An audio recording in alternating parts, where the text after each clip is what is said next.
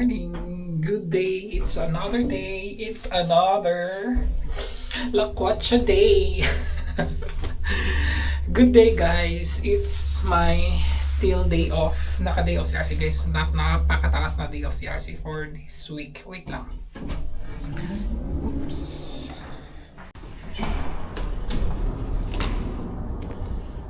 Ayan. Mag-grocery lang, guys. Mag-grocery lang si RC. It's na pala, guys, 11, I think almost 12 PM na. Mag-grocery lang si RC kasi kanina lang ng gusto ko sanang mag-cake. Tapos magbe-bake sana siya ng cake. Wala pala kaming butter, tapos wala kaming egg. So bibili ako, pero dito sa may medyo malakihan,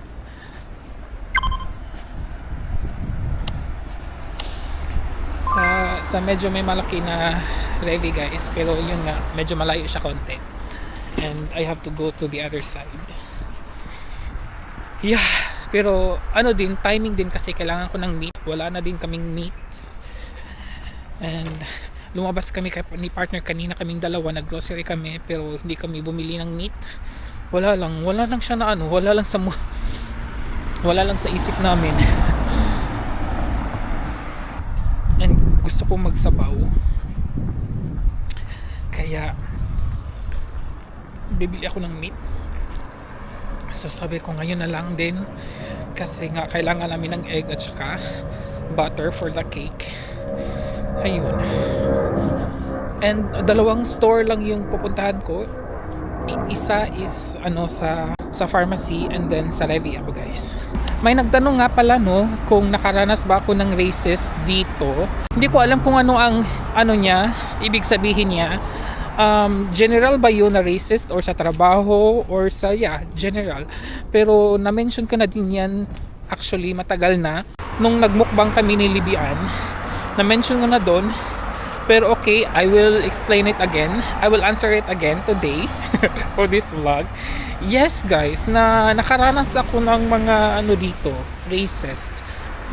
Lalo na yung first year ko pa dito. Yes, nakakaranas na ako, hindi lang once, hindi lang twice.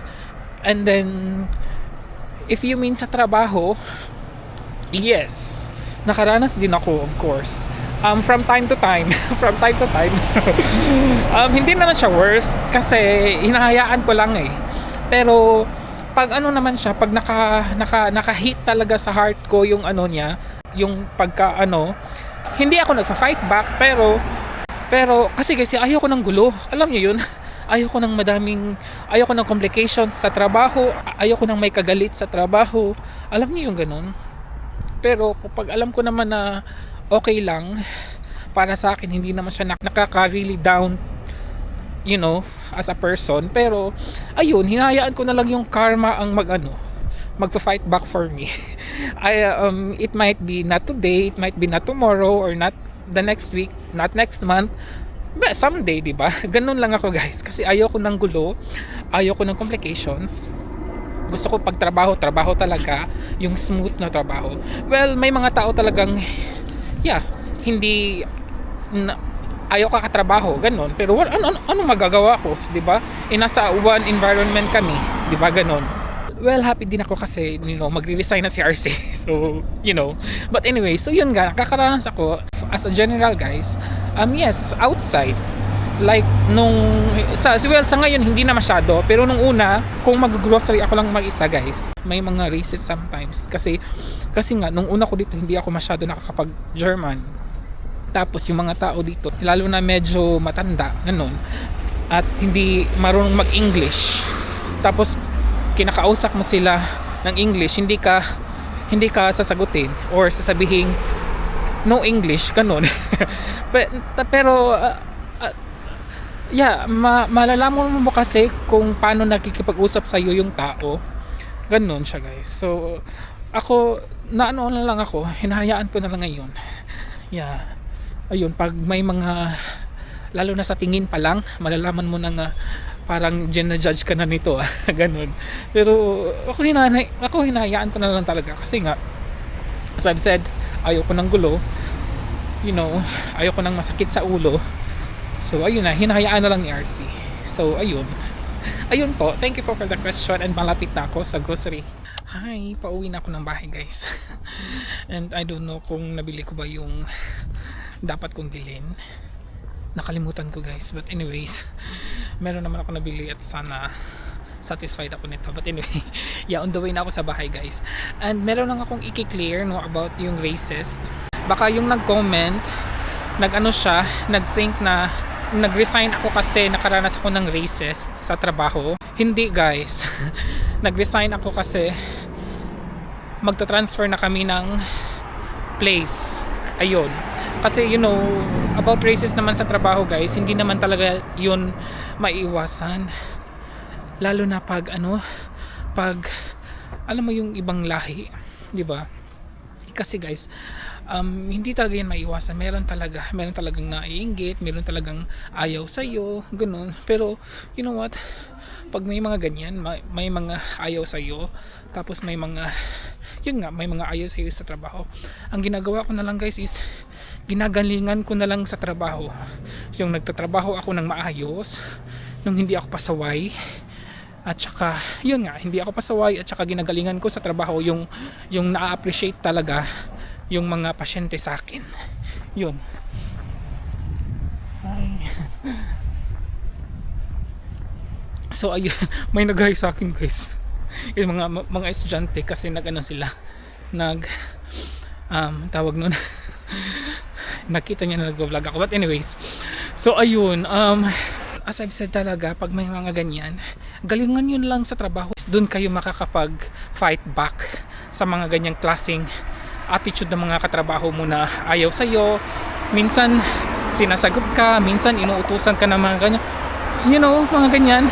Galingan nyo na lang magtrabaho. At saka, makikita yun sa mga pasyente, hindi sa katrabaho mo guys. Kasi pag mga katrabaho mo, ang nakikita nila is yung mga mali mo. Pero yung mga gandang feedback galing sa trabaho, galing sa pasyente or galing sa head ninyo, hindi nila yan mapapansin. Ang pinapansin nila is yung konting mali mo. Yun. So ayun. So yun ang ginagawa ko guys. Ginagalingan ko na lang sa trabaho. Tsaka hindi ako pasaway. Ganun si RC nag-fight back sa mga katrabahong ayaw sa akin. Well, you know.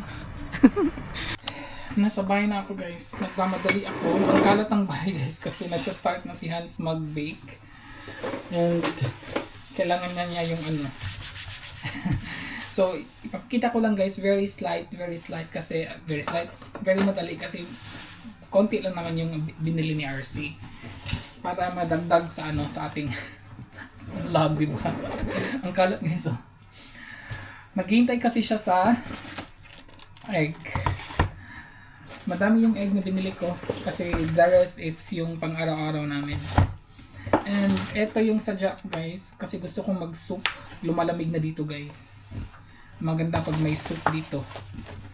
And yung butter, kailangan din ni partner ng butter. Bumili ako ng madaming butter. 3. And wala na kaming tomato paste. So bumili ako ng tomato paste. At another salmon na walang balat. Fillet lang siya guys. Yeah. And yan ang nabili ko sa Revi.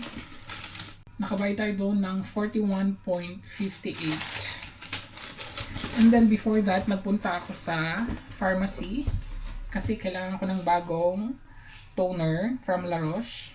Meron pa naman akong Eucerin na lotion. Bumili lang din ako pang extra. You know, kasi minsan, di ba, matagal tayong makalabas. And gusto kong i-try deodorant from Vichy.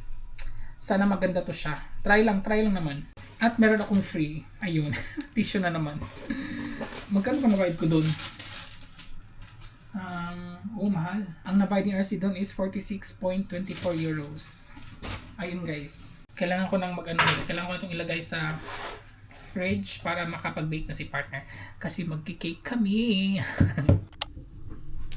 Luto na ang cake, guys. Look at that. This is peach and plum. Kakaluto lang niya. Mainit-init pa siya, guys. Gumawa na rin ako ng coffee ni partner.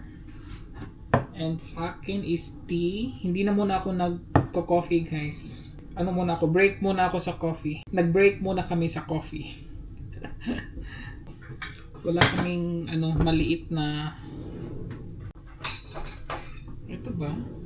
Si partner sana paanuhin ko nito, guys, pero ang ganda ng ang ganda ng cake, ang ganda ng itsura, 'di ba? Ang ganda. Super. Da fashion, da. Excited. Excited si RC, guys. Sabi ni partner, maaga daw. Maaga ko daw siya kukuhanin. Ang init pa naman din siya, guys. So, we will see. Dann. Ganz geöffnet. Ganz rum. Ach so, ja. Läuft's weg? Ja. Sirang-sira. No, you. Sorry, I broke your cake. I was just too excited, or maybe guys, nasira talaga yung cake. Sabi ni partner, ang aga mo kasing tinanggal sa ang aga ko tinanggal sa, ang tawag nun, kanyang guys, molder ba yun?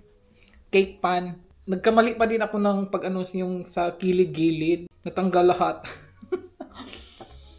Pag ganitong mga cake, guys, pears na, peach na galing sa can, very juicy talaga. Nagtutubig pa siya. And yours out. Actually. But taste the same. Yeah. Harap. Medyo mainit pa. Sirang-sira.